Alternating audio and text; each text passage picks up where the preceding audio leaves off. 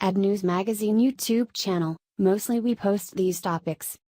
1. Shocking news. 2. Entertainment. 3. How to. 4. Popular stories. So don't forget to subscribe to our YouTube channel. Her dad has been feeding his daughter this for months. When he manages to pull it out of her throat, he is still shaking from the shock of what almost killed his child. A choking child is a parent's worst nightmare. That helpless little being, unable to breathe, gagging, turning purple and potentially dying. A horrific thing to experience. This father indeed experienced such an occurrence. Justin Maurice is the father of then 10-month-old Annabelle. He's from Saskatchewan, Canada, and made a social media post regarding just how traumatic his experience was, while also warning parents so they can avoid what he went through. Just a reminder.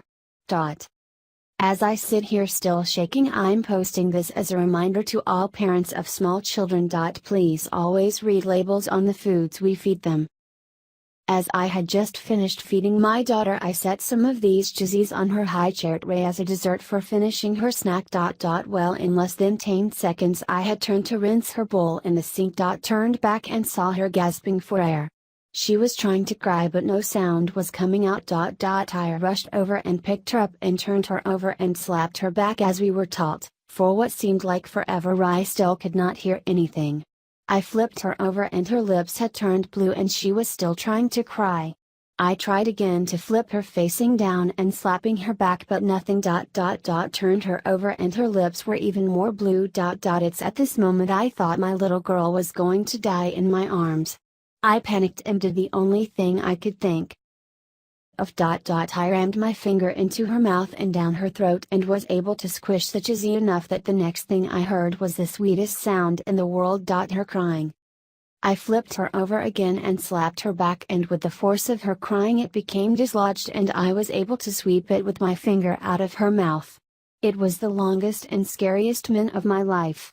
I called my mom over just help calm me down and Annabelle. I was confused as she had ate them days before with no problem. After scanning the can, my mom found this warning in tiny letters on their side to throw contents at after 5 days of breaking the seal. I opened a new container and I could not believe the difference. The ones in the can she choked on I can only describe to be like a foam mirror plug. I could squish it but it would expand back out and would not break apart. The ones in the new can crumbled with ease. Again, this is not a post to degrade Gerber in any way. So many products post warning labels, but unless you scan the product you can get lazy as parents and it becomes routine.